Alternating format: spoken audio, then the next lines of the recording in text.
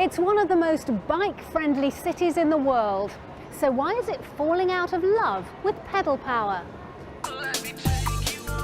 On this week's programme, we head to Denmark to find out why there's been a backlash against the bike. There's a lot of Copenhageners that actually need their car. We're in Zambia to take a walk on the wild side. We are actually a safe distance. They will not feel threatened at all. And the website that keeps the kids entertained on holiday, and the foodie apps that'll fill your belly and book you the hottest tables in town. That's online check-in later in the programme.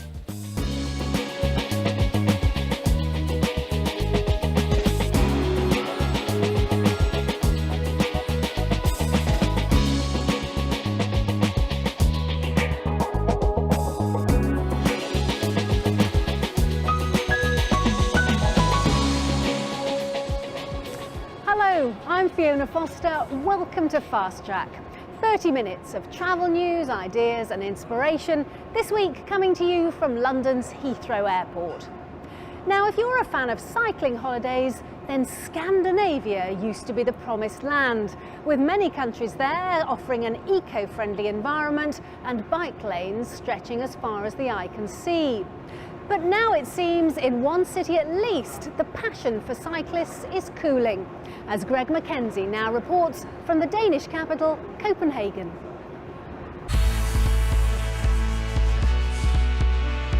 Chic design, expensive food and bikes.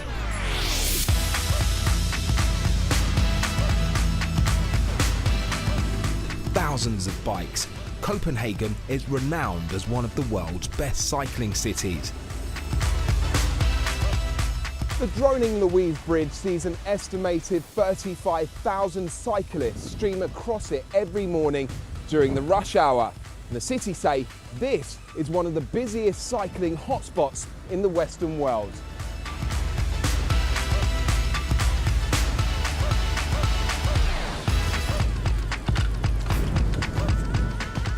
Every day, more than 1 million kilometres are cycled across Copenhagen. And it's tourists as well as commuters that make up the city's pedal power. Mike Somerville runs a cycle tour company. He's taken me to one of the city's tourist hotspots, the Danish Parliament. This is not only the heart of Copenhagen, metaphorically speaking, also the heart of Denmark. Yeah. Denmark been governed from that castle the last 600 years. Mike says he's seen a steady increase in people coming to Copenhagen to hop on a bike and explore the sights. And how important is it for the image of Copenhagen, cyclists and bikes? Very important. Some come here with a strict goal, I want to do a bike tour when I'm visiting Copenhagen. I want to explore the city from bicycle perspective. Others, when they come here, they see all the bikes and people cycling, happy faces, so they end up themselves exploring Copenhagen from bicycle perspective. Bike lanes cover the city, but in recent months there have been some rumblings of opposition to the ever-expanding cycle network. In local elections last month, bike lanes and transport policy were a major talking point. Per Aalesleff was the mayoral candidate for centre-right party Venstre, hoping to take over the transport department. During the campaign, she warned that car owners were being punished by transportation policy. The issue here is that there's a lot of Copenhageners that actually need their car, and they need to be able to commute by car. Biking culture is very huge in Denmark and in Copenhagen. And we have to make a balance between the public transportation, the bikers, and also the people who go by car. As well as motorists, Per has warned that Copenhagen risks losing companies to the suburbs or further afield without adequate provision for cars.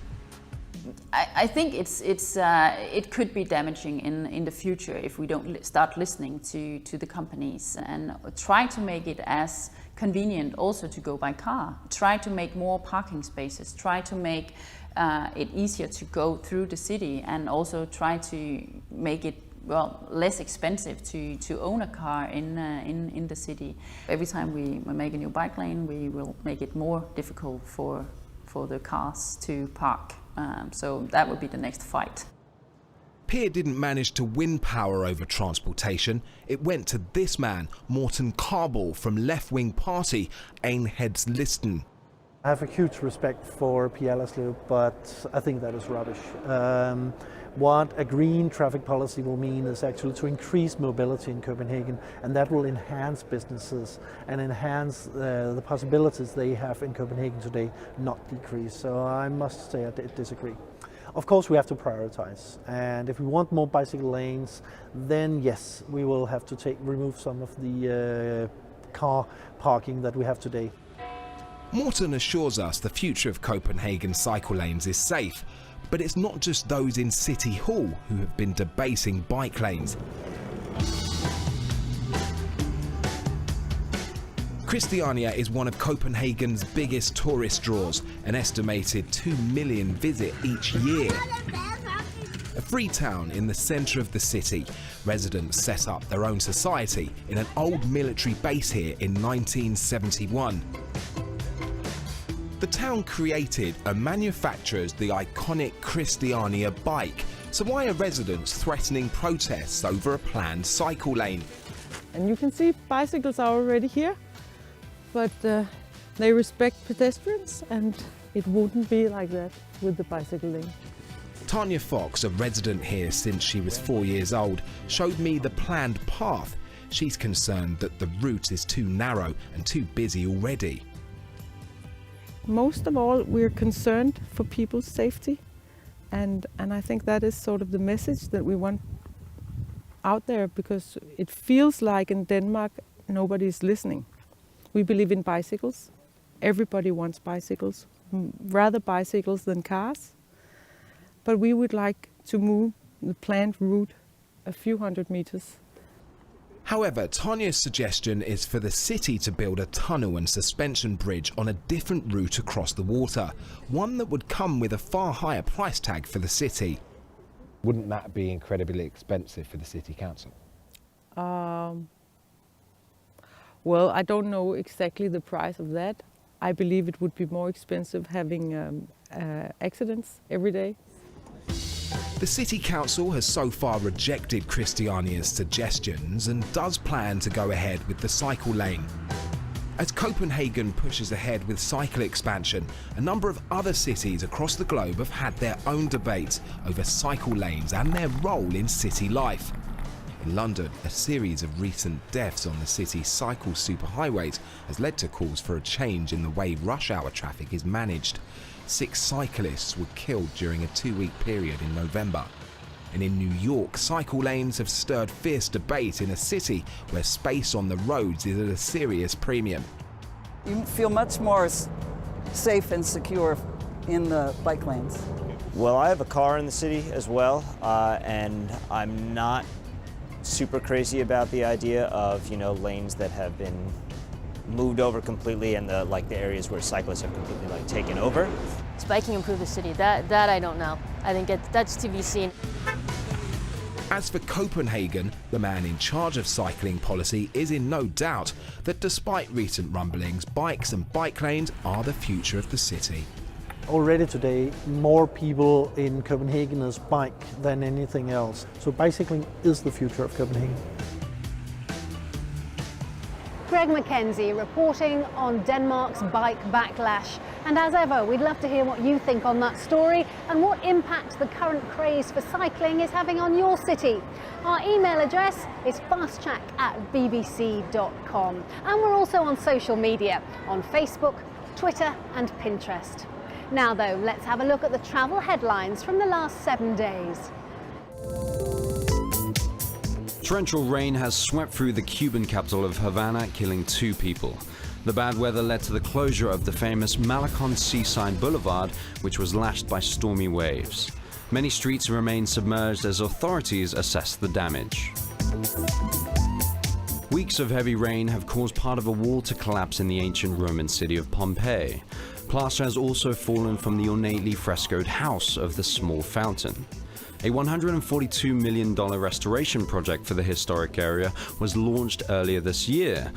Well, rain and general weather conditions are part of the problem, but the real reason for the bad state of Pompeii is the lack of a loving maintenance, something that should be done daily to preserve such an important site. Un sito così importante. And finally, officials in Madrid are holding auditions for buskers in a bid to improve the quality of street music and reduce noise levels. High rates of unemployment across Spain mean the competition for permits is fierce. Those auditioning have just 5 minutes to impress the panel. Well, that's it for now, but after the break, Carmen will be here with her tips on the best apps for fussy foodies. And we're off to Zambia, ditching the Jeep for a walking safari. But are they not worried by the sound of our crunching feet and our voices? I don't think they are, because if you look at them, they're like moving the ear independently from one side to the other, trying to be sure exactly where they're getting the noise from. Okay. But they're pretty much relaxed.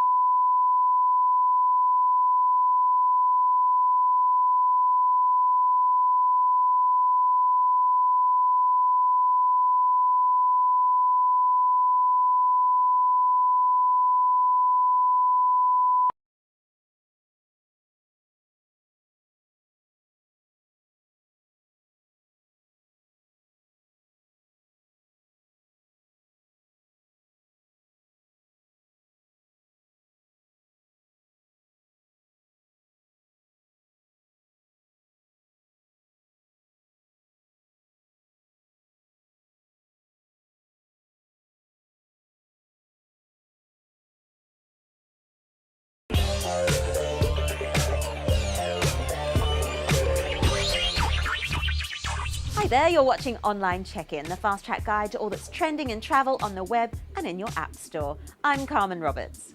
Now let me tell you, since becoming a mum, holidays aren't what they used to be. Gone are the days of lounging by the pool working on my tan. Now I've got to keep the little one entertained. And let me tell you, that's no mean feat. So the likes of Minitime is like music to my motherly ears. It's a family-focused travel startup that's got trip planning tools specifically targeted at kids. Type in your children's ages and it will offer up a load of different activities in your destination, making it easier to plan a complicated getaway with a brood of varying ages. My one gripe is that it's only got reviews for the USA, Canada, the Caribbean and Mexico. Another broader trip planning site based further afield in India is helping bloggers become tour guides. On Tripato, people can write travel stories in a structured format, such as the type of trip, cost, duration, as well as a detailed itinerary, so you don't have to trawl a load of different blogs and sites, and you can also ask the author questions. The Asian content, particularly from India, on this site is extensive, but some parts of the world aren't featured at all. Hopefully there will be a larger community of travellers and writers as it grows with time. So once you've got your holiday inspiration, you might want to connect with a local tour operator to book activities on the ground. Well, TripMe can put you directly in touch.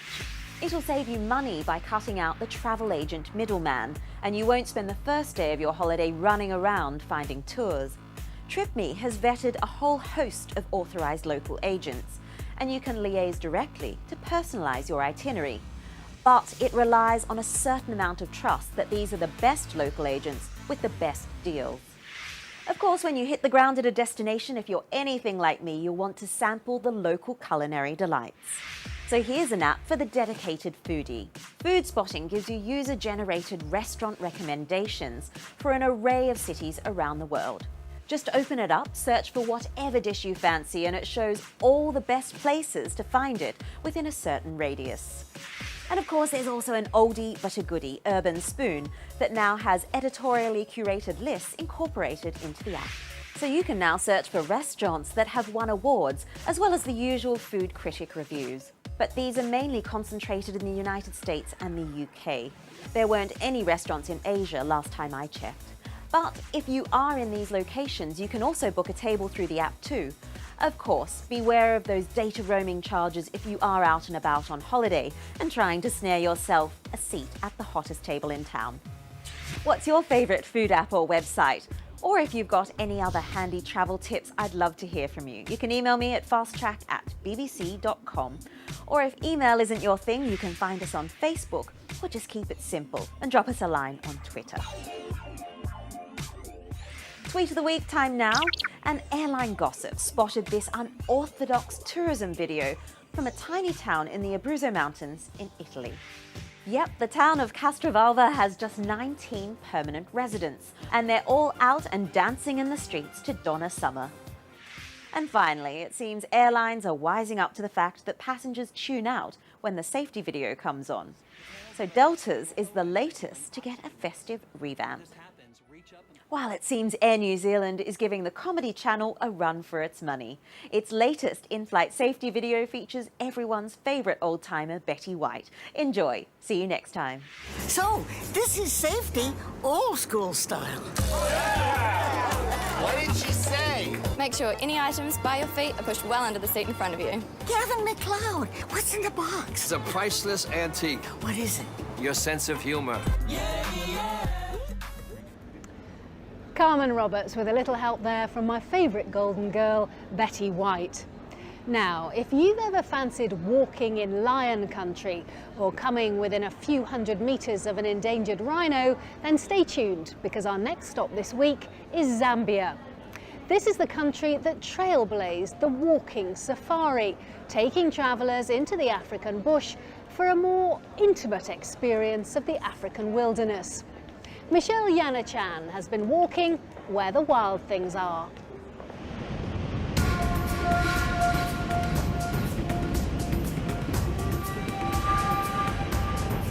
Zambia's star attraction has long been Victoria Falls, the UNESCO World Heritage Site that it shares with Zimbabwe.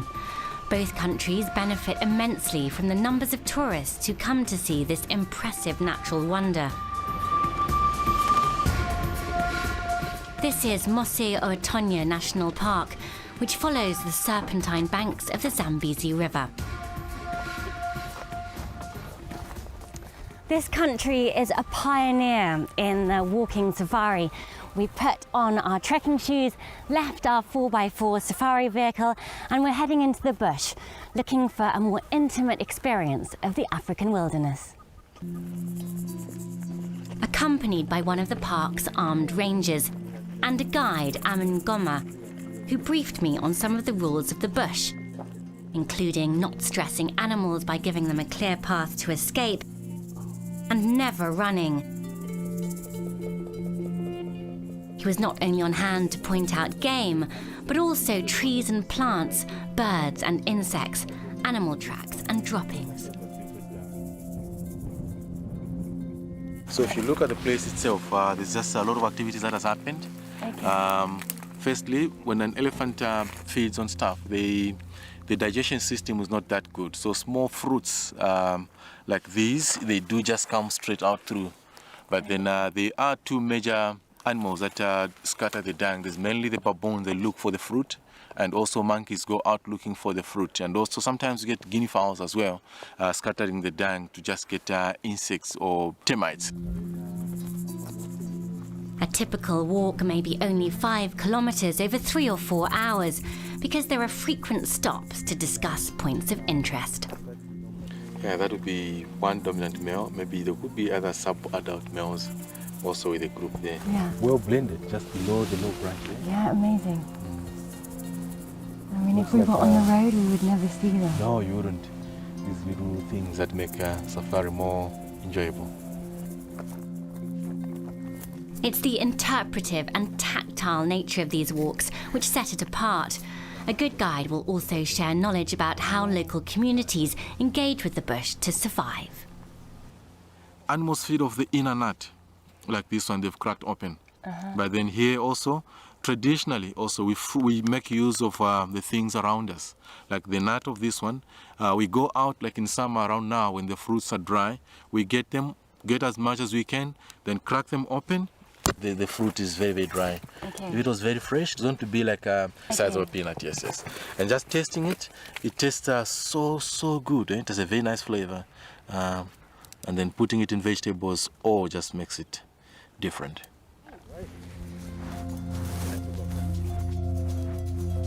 Walking safaris try to pull visitors away from the concept of list ticking, the quest to photograph the cats and notch up the big 5. But Zambia is coming to realise that the walking safari is one way it stands out from its neighbours. One of the key areas that we need to do more on as a country is marketing. As you know, we haven't done very well in the area of marketing. And so this is a great opportunity. We think it is much more sustainable and it is much more people-centered. But are they not worried by the sound of our crunching feet and our voices? I don't think they are, because if you look at them, they're like moving the ear independently from one side to the other, trying to be sure exactly where they're getting the noise from. Okay. But they're pretty much relaxed.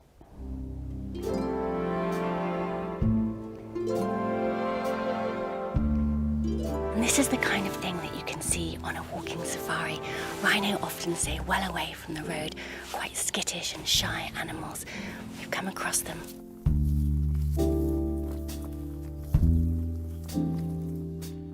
It may not all be headline sightings, but it is a more intimate experience of the wilderness without the noise of an engine nor the pollution of exhaust fumes. On the ground, you're much more in tune to nature and the signs of nature versus being on the back of a vehicle. But on the other side of the coin is you do see a limited amount on foot, just simply because of the amount of ground you can cover in a vehicle versus on foot. So that's probably the primary difference. You will see a lot more on a vehicle, but you'll see a lot less, but a lot more up close and personal on foot.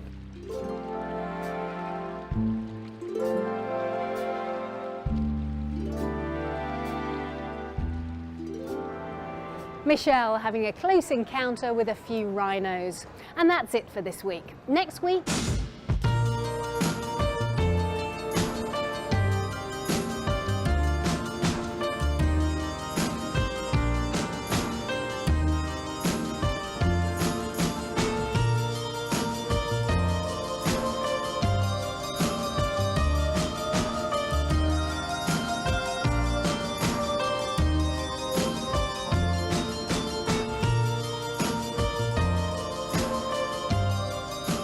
Ahead were 33 days, nearly 8,000 miles on one of the longest, toughest rallies undertaken in a vintage or classic car. This is actually where you've been spending the night. Cold is really starting to get to me. My back's killing me, my toes are freezing, my fingers feel like they're going to drop off. until then, don't forget you can keep up with all our travels on our website, bbc.com/fasttrack, and from there you can follow the links to our Facebook, Twitter and Pinterest feeds. But for now, from me, Fiona Foster, and the rest of the Fast Track team, thank you for watching and goodbye.